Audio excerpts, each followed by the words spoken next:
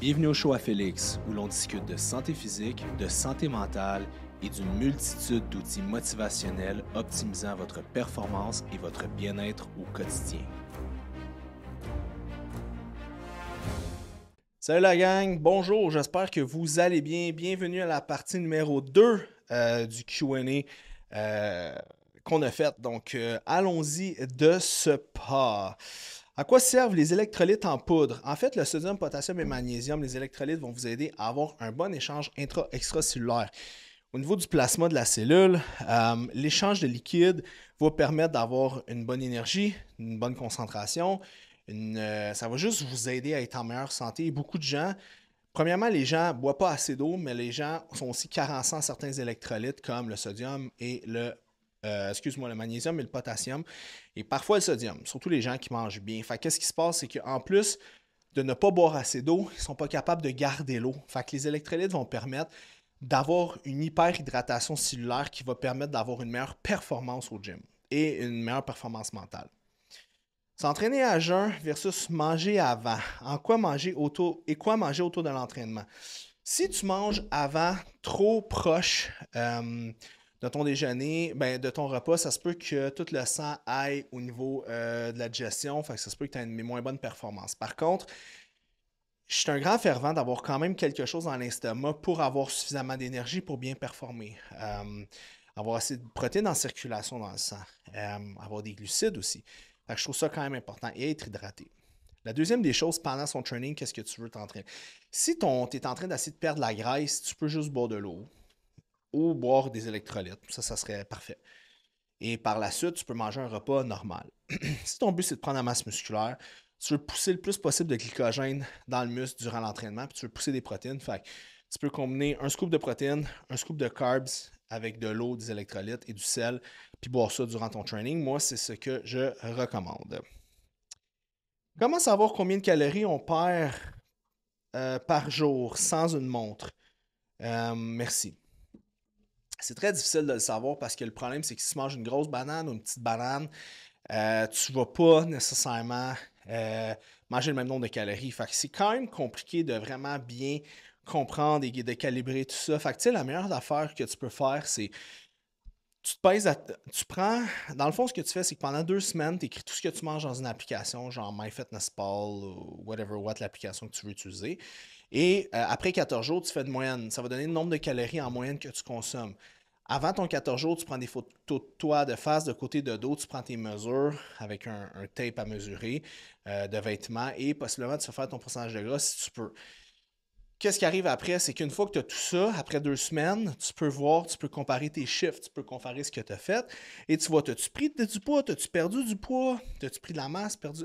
Fait que ça va te permettre de trouver ta moyenne puis savoir où est-ce que tu t'en tiens à ça parce qu'à chaque jour, c'est quasiment impossible de savoir combien de calories tu dépenses. Puis c'est pas si important que ça. Sinon, c'est d'avoir une règle stricte alimentaire, calculer tes calories parce que tu vas avoir plus ou moins 10% d'erreur en termes d'énergie que tu consommes. Et de là, c'est d'adresser par rapport à ton plan. T'sais.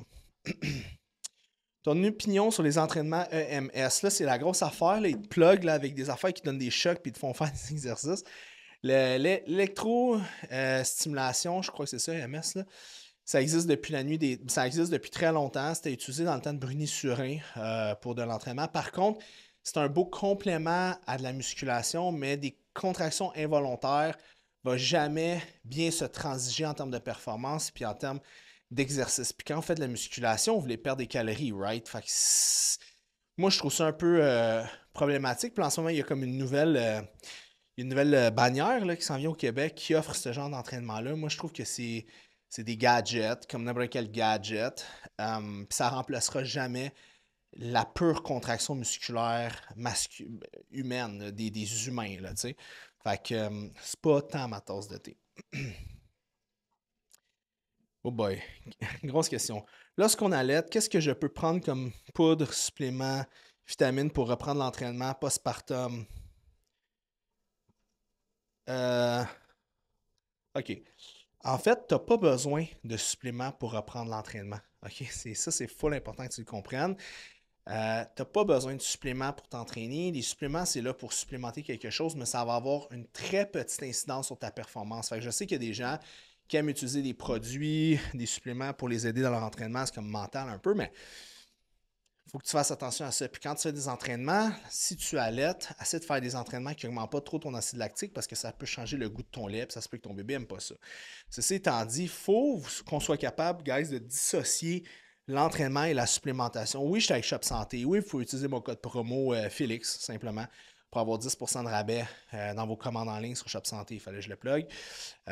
Oui, tout ça. Mais l'affaire, c'est que vous n'êtes pas obligé de... Vous êtes zéro supplément pour commencer l'entraînement. OK? Vous n'avez pas besoin. Si vous avez une diète, une alimentation qui est équilibrée, vous mangez de tout ça, vous n'avez pas besoin de supplémentation. Fait qu'au lieu de te casser le bicycle, commence sans supplément, puis work your way up à partir de ça. Peut-on prendre trop de suppléments pour l'estomac, même si des capsules végétales? Oui, en fait, c'est que ton foie va devoir gérer tout ça. Fait qu'il faut faire attention à la surconsommation de suppléments. Puis c'est pour ça que, tu sais, moi, un de mes suppléments préférés, c'est la carnitine. OK? Je trouve ça efficace. Pour la perte de gras, c'est hot. Pour la fonction de la mitochondrie, c'est hot. Le problème, c'est que quand tu en prends oral, tu l'absorbes à 10%. Il faut que tu prennes un shitload de pilules. Puis à un moment donné, c'est pas bon pour ton système. Puis ça stimule le TMSO. Puis en tout cas... Fait que, tu sais, la meilleure façon de prendre la carnitine, c'est injectable. Mais je ne vais pas te dire, achète-toi des seringues, achète de la carnitine liquide, puis chaude-toi ça. Parce que le problème, c'est que c'est full tabou. Tu sais, les aiguilles et ces affaires-là. Mais tu sais, aux États-Unis, quand ils font des IV, mettons, transfusion, whatever, ils en mettent souvent la carnitine. Mais dans un meilleur des mondes, ça serait ça parce que tu n'as pas à passer l'œsophage, puis l'intestin, puis le côlon. Tu sais. Fait que, mais c'est pas très convenient. C'est pas tout le monde qui va vouloir faire ça. Ceci étant dit, oui, trop consommer de suppléments, c'est pas bon. C'est pour ça qu'un supplément, c'est là pour supplémenter quelque chose. Si t'es comme Brian Johnson puis tu prends 140 pilules par jour, à mon sens, il y a un problème. Fait que t'es mieux d'avoir une alimentation qui est équilibrée, qui est dense, qui est riche en fibres, en vitamines, en minéraux, puis que les suppléments sont là pour être le petit fine-tune. Tu sais, comme moi, là, je fais des saunas tout le temps, là, mais si je prends pas d'électrolytes, là, je vais me vider de mes électrolytes. Je serai jamais capable de manger assez ou prendre assez de sel pour refaire mes électrolytes que je suis comme un maudit cochon en faisant des saunas tous les jours. Fait que c'est là, quand on fait des choses qui sortent un peu de l'ordinaire, c'est là que les suppléments peuvent vous aider, tu sais. Est-ce que tu as des trucs pour t'entraîner en muscu pour être découpé sans grossir? Ben, le fait d'être découpé, c'est d'avoir un pourcentage de gras qui est bas. Fait que c'est juste ça. Plus que ton pourcentage de gras est bas, plus qu'il n'y a pas trop de gras entre ta peau et ton muscle. Fait que c'est plus mince. Fait qu'en étant plus mince, ben, ça te permet de voir tes stries musculaires simplement. Le truc pour perdre le petit gras dans le bas du ventre. Je m'entraîne, je fais du cardio. Ben, ce qu'il faut comprendre, c'est que ça se peut que ça soit simplement relié, comme j'expliquais dans le podcast passé, à tes adipocytes, puis où est-ce qu'ils se trouvent sur ton corps. Oui, on pourrait parler des récepteurs glucocorticoïdes au stress qui se trouvent plus sur le grand droit de l'abdomen, mais la réalité, c'est que ça reste que c'est majoritairement relié à tes adipocytes, où est-ce qu'ils se trouvent. J'aimerais te donner plus d'explications, mais it is what it is. Des trucs pour ne pas avoir de crampes quand tu cours, ben, c'est simplement boire doucement, des petites gorgées et de ne pas manger comme trop tôt avant d'aller courir. Peux-tu élaborer sur l'impact de la caféine sur la santé? Ce qui se passe, c'est que vous avez, il y a de la caféine synthétique et de la caféine naturelle. Puis le problème, c'est que les deux vont avoir un impact totalement différent.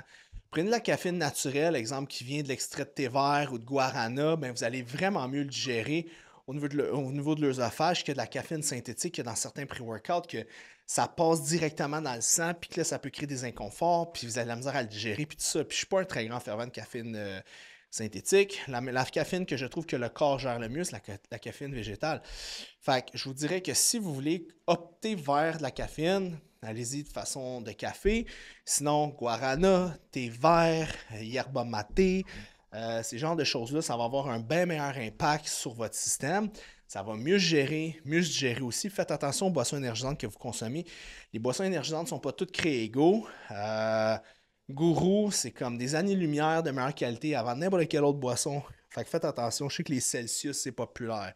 Les ci, les ça. Mais souvent, allez voir sur le site de Santé Canada, vous allez voir, il y a eu beaucoup de rappels sur ces types de produits, Prime and so on. Spinning et yoga show hebdomadaire pour femmes 34 ans. Est-ce que c'est assez? Oui.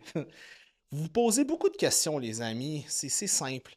Spinning, c'est bon. Yoga chaud, c'est bon. La seule chose que je te dirais, c'est peut-être d'ajouter 2 entraînements haut du corps par semaine. Surtout les femmes, votre passé 30 ans, vous allez perdre environ une demi-livre de masse musculaire par année. Fait que vous ne voulez pas vous ramasser à 45 puis qu'il vous manque 8 livres de masse maigre, tu sais. Puis malheureusement, le haut du corps, surtout chez une femme, c'est souvent pas ce qu'elle préfère faire. Puis là, c'est pas sexiste, là, c'est par expérience que je vois. Fait que c'est juste de faire attention à ça, puis c'est d'incorporer ça. Si j'avais, là, vraiment à aller gratter, là, j'irais. Le man spinning, c'est écœurant. Yoga chaud, c'est vraiment bon aussi. Qualité de zinc recommandée pour ne pas être en carence. Une capsule de ATP, moi, je te dirais, tu peux monter ton dosage. Tu sais, le zinc, moi, c'est quelque chose que je me rends compte que j'ai beau prendre des dosages normaux, genre 2 capsules de zinc, je sais pas, 60 mg, whatever, ben, je suis tout le temps carencé en prise de sang. Fait que d'après moi, c'est quelque chose que tu peux augmenter plus. Mais tu sais, l'idéal, c'est des prises de sang encore là. Ça serait de vérifier à ce moment-là. Que penses-tu de la chlorophylle? C'est pas vilain, mais ça ne changera pas grand-chose à ta vie. Qu'est-ce que tu penses du shiitake? Shilajit, je connais pas ça, honnêtement. Shiitake, c'est des champignons, mais Shilajit, je ne connais pas. Fait que je pourrais pas te dire malheureusement. Est-ce que le A brise mon jeûne? Je consomme pas avant mon premier repas. Quand vous faites le but d'un jeûne, c'est la restriction calorique. Mais fait que même si vous prenez des acides aminés essentiels, oui, d'une certaine façon, il y a des calories à l'intérieur, ça va briser le jeûne, mais c'est pas grave. C'est pas vous le brisez, vous n'avez plus de bénéfices. Le but, c'est de faire une restriction calorique. Fait que oui, tu peux en consommer, il n'y a pas trop de problème. Comment prendre la créatine? Est-ce qu'on fait un cycle, loading? Pas nécessaire, non. Vous n'êtes pas obligé de faire un loading de créatine. Vous pouvez seulement prendre. Moi, là, ce que je dis tout le temps, c'est que si tu pèses en bas de 130 livres, prends 3 grammes. Entre 130 et 200 livres, 5 grammes. En haut de 200 livres, 10 grammes. Et si vous avez de la misère, ça vous fait des diarrhées, vous avez l'air à le gérer, splittez votre dosage dans votre journée, ça se peut que ça amène trop de liquide dans l'intestin.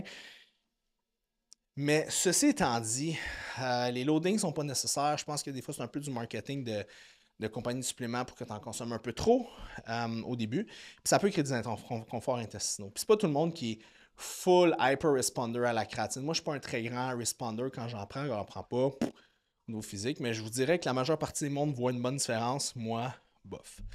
Fait que voilà, c'était la partie numéro 2 du Q&A. J'espère que ça a répondu à les questions de la semaine passée que je n'avais pas fini. Si vous avez d'autres questions, droppez des questions en commentaire. C'est full utile, ça nous aide, ça m'aide à avoir de l'inspiration pour vous aider.